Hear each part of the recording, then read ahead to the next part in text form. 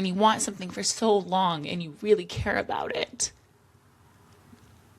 It's scary. It's scary to step in and lean in and test yourself and see what you're really made of.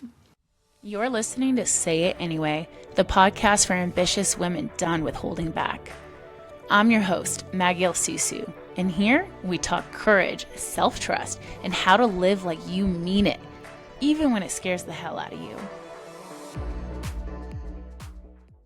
Oh, hey, happy 2026. Happy New Year. Oh my goodness. It's January. What the heck? I swear, when I was younger, people used to tell me that time would fly as you get older, and I would dismiss them. And now I'm like, oh, yeah, holy shiza, you're right. What the heck? Where is, life is moving fast. And, sometimes it just astounds me. Where's the time go? But it is that time of the year. Everyone is talking about their freaking vision boards. And okay, I need to say this. I don't know. I don't know how I feel about vision boards. I feel like I've done them in the past and a part of me just rejects them. And I don't know if I just reject them because everybody does them, and there's always this part of me that just rebels against the norm and what everyone else is doing. I'm like, no, I will not do a vision board with you. I will not come to your vision board party. I've been invited to a few already. I'm like, but then there's the other part of me that's like, yeah, I should probably do a vision board because it's probably a good thing. I just feel like when I've done them in the past, they just didn't really do much for me. I did see my friend did a vision bingo situation, and I thought that was super cool. So I guess I'm on board if it's a little unique and original. Maybe that's the thing.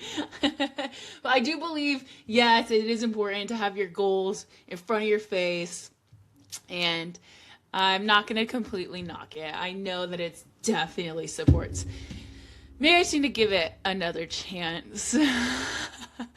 I don't know. But everybody's talking about their goals, fresh starts, and, it's that new year, new me mentality. But I think what no one is talking about, and that I want to talk about, is the resistance that shows up the moment you decide to change and set some new goals for yourself and be a different version of yourself when you want to level up.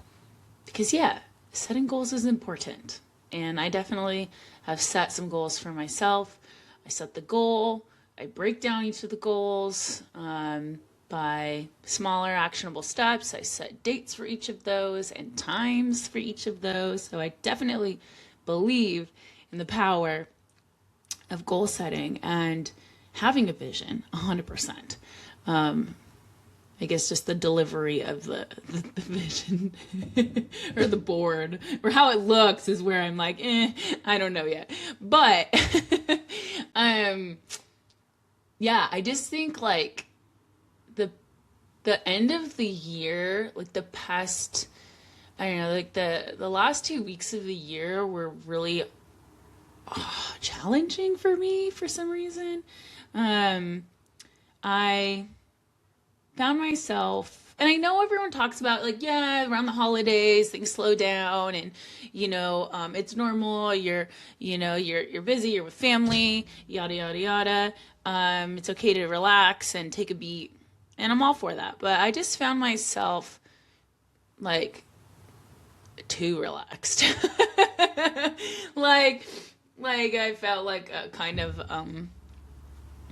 what's the word? A slug. I actually hurt my knee.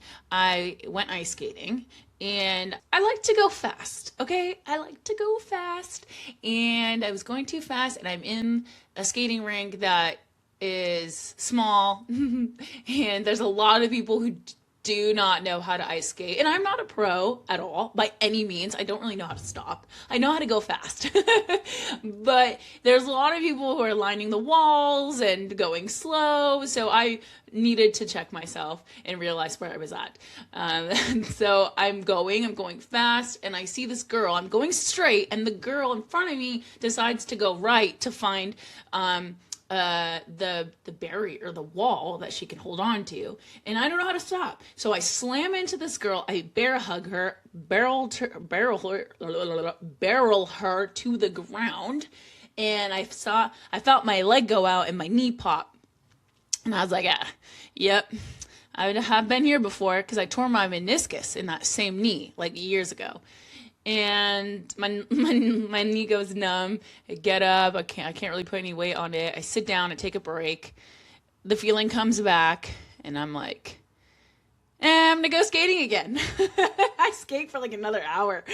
Anyway, all that to say, come home.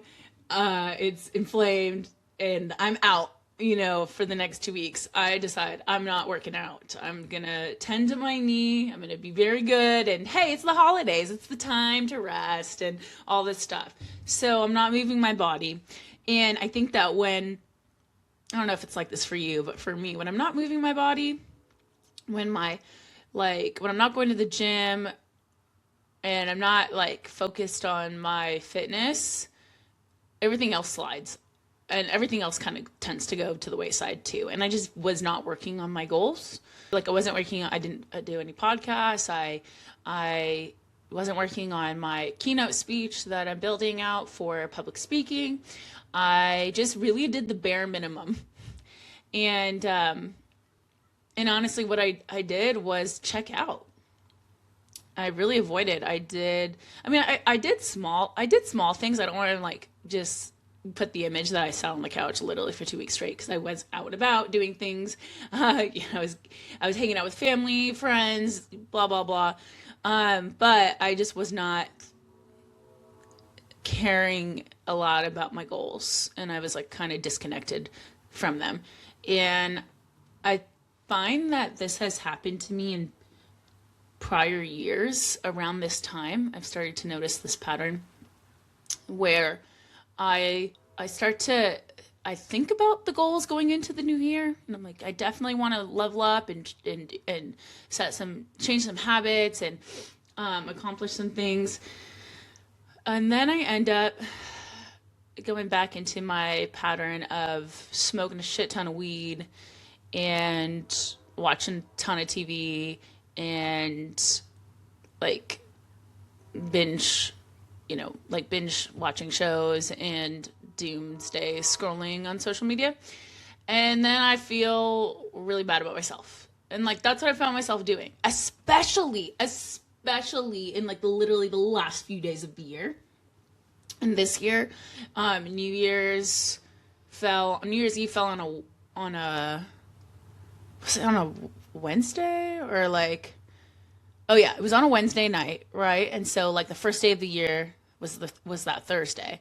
And I'm like, it's the first day of the year. It's Thursday. Everybody is relaxing on this day. Also, went to a party last night. I'm super tired.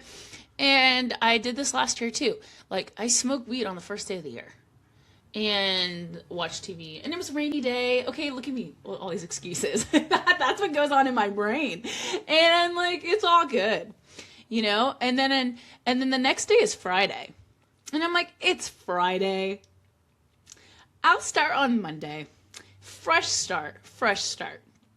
And then in the meantime, I'm on social media watching people I know make posts about their goals and what they're already doing and the progress they're making. And I'm just sitting there feeling like shit about myself and comparing myself. And then I'm shaming myself. I'm like, why do I feel stuck when I want this year to be different?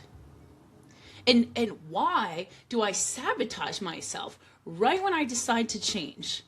As soon as I say, I started setting those goals. I wrote some stuff down. I was journaling, even though I wasn't taking action in my brain, I was thinking about stuff, right? And I'm like, when I decide like this is gonna be, it's gonna be different. I'm gonna change some shit this year, right? And then I sabotage myself. I'm back in those old patterns of smoking and checking out and avoiding, procrastinating, and then comparing myself. Why does everyone else seem to be moving forward and I'm just spiraling, in sitting on the couch and like, what's wrong with me? Right? Like, what's wrong with me if I know what I want and I just can't seem to hit go? Get the up, Like, and why am I, and here's where I started to really shape myself. Why am I not excited? Why am I not motivated? Like, everyone else seems to be so excited about their goals. They're like, yeah, woo, like, let's go. At least that's what I'm seeing, right? Why am I like feeling this heaviness, like this draggy feeling, and like feeling I'm zapped of energy when I'm thinking about my goals? What is wrong with me? And here's where I think it's so important, like, that this mental this resistance that comes up, and this is what I feel like people aren't talking about, that this happens a lot at the start of the new year, but anytime you really want to set some goals for yourself or start to make changes or implement new habits or whatever it is, we find ourselves a lot of times like in this like freeze mode or avoidance, or numb, procrastinating, and we shame ourselves for it as we're trying to step into something bigger. And I want to say this. I think it's normal, even though I don't really hear people talking about it. I think it's normal. Like, there's nothing wrong with you. There's nothing wrong with me. Our bodies are just reacting to change. It's not about a lack of desire. It's not about a lack of motivation. Like, your body is reacting to perceived risk that comes with change, that comes with stepping into uncertainty, that comes with stepping into the unknown. So nothing is wrong with you. It's just your physiological response to the unknown, to change. The desire is there underneath it, I know you want what you want for a reason. There's something in your heart for a reason. And so I want to encourage you that the resistance isn't a sign that you're failing or that there's something wrong with you. It's a sign that you're changing. Like, the moment you decide this year is going to be different, your nervous system hears threat, not excitement. It's like, change?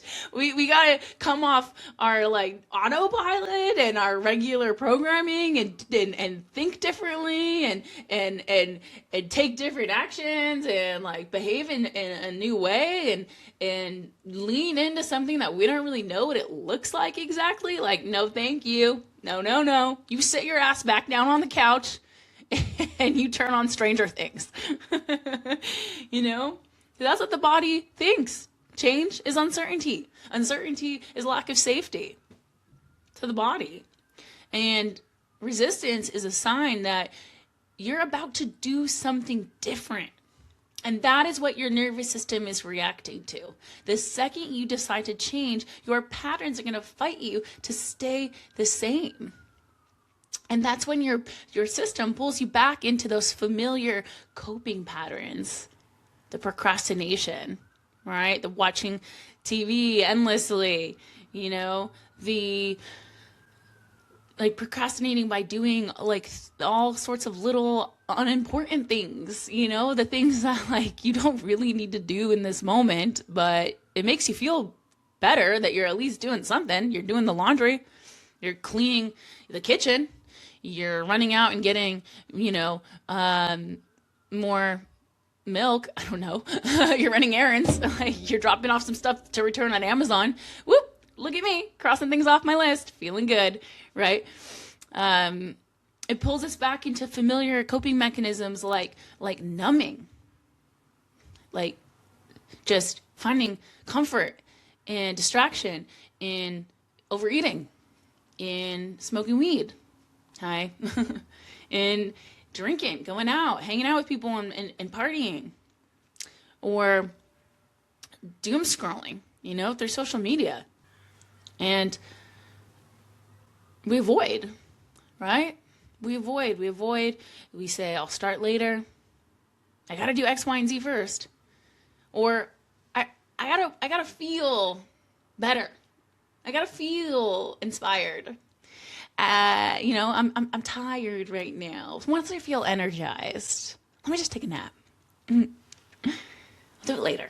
All of that, it isn't self-sabotage because you don't care. It's self-protection because a part of you is scared. It is scary. And that's okay. It is scary to change. It is. I think I'm realizing that now, the older I get, that I used to say, oh, I love change. I love it. I welcome it. Yeah. And there's a part of me that does, but I guess the older I've gotten, the more I've found comfort in routines and structure. And I'm admitting now, I suppose, I guess I don't really say this out loud very often. It's actually bringing up an emotion in me. I feel it in my chest. That, yeah, it's scary. It is scary to change. Oh, man, I'm feeling that right now. I'm really feeling that. Oh, yeah, it feels like I want to cry. Ooh, hello. Some part of me is really scared, see? There's a part of me that's really scared because when you want something for so long and you really care about it, it's scary. It's scary to step in and lean in and test yourself and see what you're really made of. Dang, the tears are welling up in my eyes. And for me, when this is happening, I'm just recognizing, yeah, this is really important, and that's why I have to go for it. Yeah, it's why. Yeah, sorry, not sorry, but that's why I have to go for it. And a lot of times we shame ourselves, right? Because we should know better, that we've been here before, I've been in this cycle before, every other year when there's a new year, I've done this, I've sabotaged myself, and then I shame myself because I should know better, and I tell myself I'm what's wrong with you, and I'm being. What's wrong with you? I'm being lazy. I'm not disciplined. Why can't I just do it? Why is everyone else doing it? Why are other people making progress on their goals? I see friends that I know that told me the seeds of their ideas years ago. And now to see where they are with their businesses is so inspiring. And I shame myself because I go, well, I had my ideas, I planted those seeds around the same time, and where am I in comparison? But shame just adds fuel to my stuckness. The shame isn't helping. It's not. It keeps us in autopilot. And shame is just us misunderstanding our physiology. I really, really had to look at that, this past week or so, that I pull myself out of the shame spiral and watch it and see it for what it was, and remind myself that is not me, that those thoughts are not me, that is just literally just my body reacting. It's just my body reacting to fear and to change. I don't have to feed that. I don't have to feed that spiral and that fear. I was I was journaling this morning, and I had this thought that I don't know if any of you guys have ever watched Dairy. What? Oh, frick! Now I forget the full name of the show. But it's basically on the TV series that's based on like the origins of it. You know, that crazy evil clown that preys on children and people's fear. That's how it gains its power, is by like feeding off the fear of others. And I thought to myself, my fear, that's exactly it. Like, my fear is that clown. It's it. It's it. Like, the more I feed it, the more fuel I give it, the stronger it gets, the more power it has over me. But I don't have to feed it. I do not have to feed that freaking clown. What if I instead, and this is what the kids do on the show eventually when they realize like how much how much fear feeds the clown, that instead to renounce it, to kind of laugh at it a little bit and see it as silly. And when they do that, it shrinks. Right? It becomes disempowered. And so I decided to call my doubt Clunky the Clown. That's it. My doubt is officially a clown. That's what I'm going to call her. I could still acknowledge her and have compassion for her, but ultimately, I feel like I've just done that so much at this point. Like, I get that that's just my little girl and she's a bit scared. At this point, I'm just, I'm done entertaining this clown. Like, the clown can entertain itself. I'm done entertaining it. I get to see that for what it is and just like notice it and just kind of laugh. It's silly, this doubt that I have, and instead choose to believe in myself and to take action and build the muscle that shows me that I don't need to doubt myself. When we start to notice ourselves versus be on autopilot, like, that's where change begins, truly. Because when we don't pause, we jump from fear, from fear to avoidance, to then shame, to numbing ourselves, and then comparing ourselves to everyone else, and then more shame. But when we pause and witness, we can go, oh, I'm uncomfortable. Oh, this urge, to avoid is about fear. And that pause creates presence. Because so much of the time, the impulse, the urge, like, hits so strong, so fast, so intensely that you just snap and react, like, to whatever the avoidance tactic is. Like, there's no space in between. Your body panics because it doesn't want to feel whatever is coming up, and it goes to its direct source of relief. And so the pause puts space to become present with what is happening and give you choice to choose to engage that and blow it up and run with it, or to recognize it and allow it to just be there and choose not to feed it, but rather just surrender, accept it, have compassion for it, and choose differently. Transformation doesn't always start with action. It starts with the ability to sit with discomfort without abandoning it. And that's really important. Because so much of the time, we just want to change the actions. We just want to do it different, like force ourselves, willpower, discipline ourselves into change. But if we don't sit with what's coming up, what's actually creating the resistance,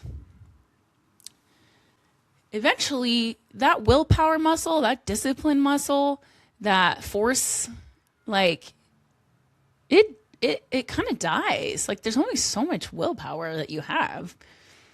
And instead of just bypassing whatever's coming up, if you can learn to just be with it, then you can learn that you can handle it. Like you can handle a feeling.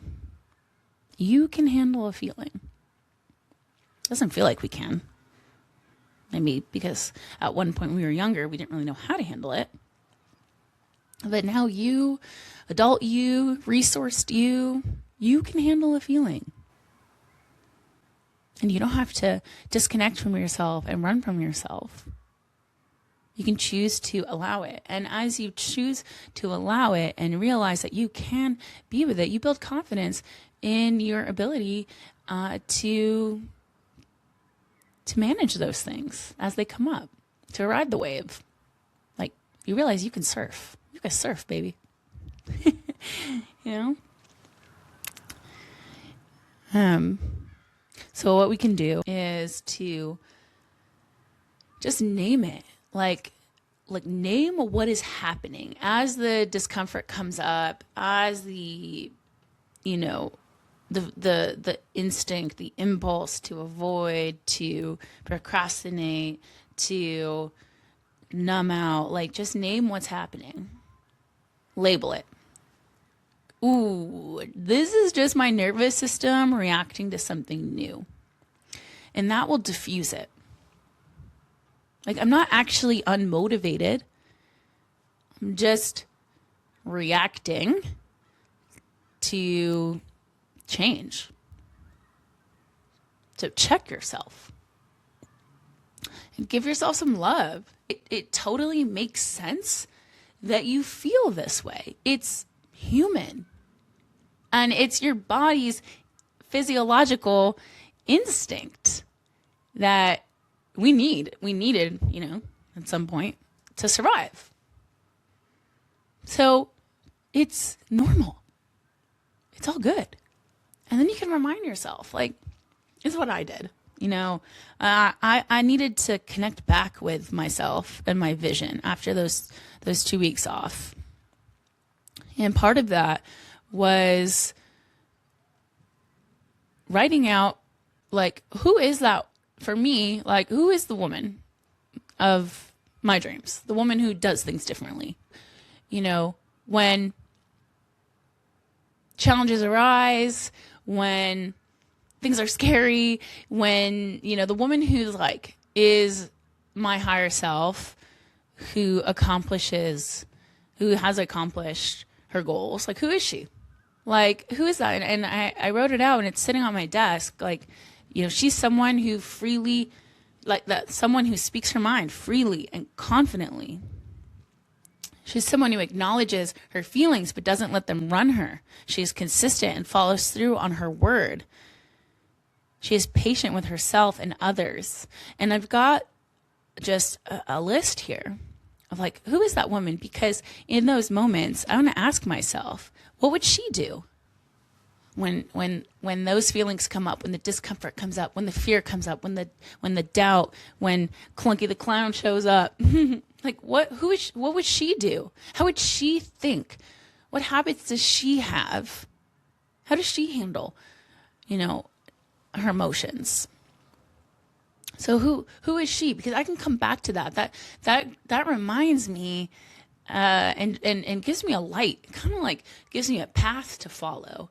That me right now might be struggling, but like that's my guiding light. It's just kind of my role model in a way. I'm like, okay, what would she do? And I can do that. But you also, I think you also got to get really real with yourself. I mean, there's a lot of beauty to the visioning and like the who is she exercise and all of that. But for me, what I've realized is I gotta I gotta be really honest with myself a lot of the times. Like, do I seriously want another year to go by and be in the exact same spot? Do I literally want to be having this conversation with myself again next year? F no. F no. I do not. And ask yourself, why not? Like, we really got to understand the driver and why what we're doing is important to us, and really be real with ourselves. Like, I know I talked about how willpower can kind of drain you, but there is going to have to be a level of like if you're stuck in the mud, you've got, like, if you have a car stuck in the mud, you've got to really press down on the gas really effing hard to like get the car moving out. So yeah, there is, like, let's not deny it, there's gonna be a level of like decision and determination and willpower to like get yourself out. But understand that the stuckness doesn't equal suckness. Okay, you don't suck for being stuck. I feel like I need to put that on a t-shirt. You know, like, you got to think of the process right now with like you being stuck. This is just the initiation. Every person that is successful has had to face similar challenges with fear and self-doubt. And that's just part of the process, and it's part of the price of leveling up and becoming the best version of yourself and attaining your goals and attaining a level of success, however you define that to be for yourself. Like, this is just the initiation that you get to go through. And how cool is that you get to go through that? Everyone always tells you it's not about the destination. Like, how can you enjoy this process? Like, for me, it's like I get to like enjoy the process of creating and being coming up with new ideas and like finding my voice and discovering like the things that I'm so passionate to talk about and share with others. That's part of my journey. And like, yeah, it sucks to suck sometimes at the things that I want to be really good at right now. And there's a fear that, like, a feeling the suckness. But that's just the price I get to pay. That's just what it is when you are on the road to mastery. If you can find acceptance in your situation, where you're at, and understand that these feelings, these challenges, they're all just part of the process, that this is the initiation, then that alone, that acceptance itself will lower a lot of the resistance that you're feeling.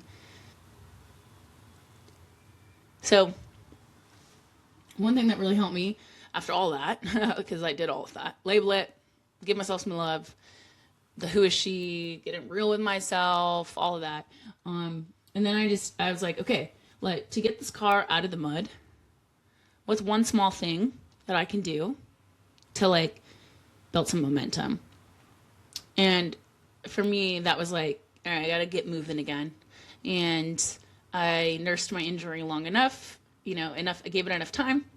I probably gave it a little extra time just because I was in that stuckness. And so for me, it was getting my ass to the gym and moving.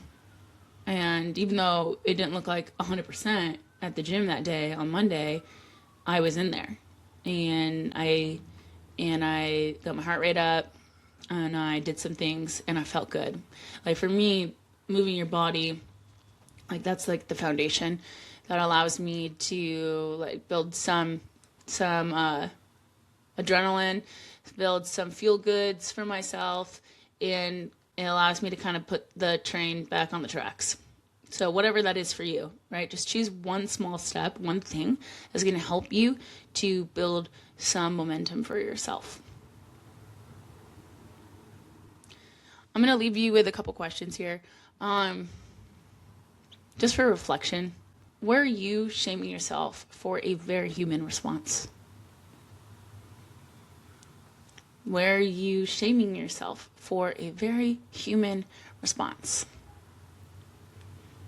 And how can you bring a bit of compassion there? A bit of love? Normalize what's going on? And what's one small way you could stay with yourself instead of checking out? Maybe it's bringing some curiosity. Maybe it's revisiting the vision. Maybe it's moving your body. Maybe it's calling someone for a laugh, right? Like, what's one small way that you can interrupt those patterns that send you right into your numbing, your distractions, your coping? Like, what is that you could do to stay with yourself? Maybe it's journaling, but whatever it is, don't leave yourself. Be there for yourself. Like, you are your own best friend. You really are. And if you don't have your back, who else will?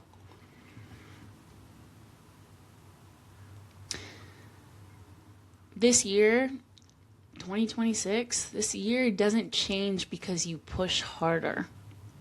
It changes because you learn how to stay with yourself even when things get uncomfortable. You got this.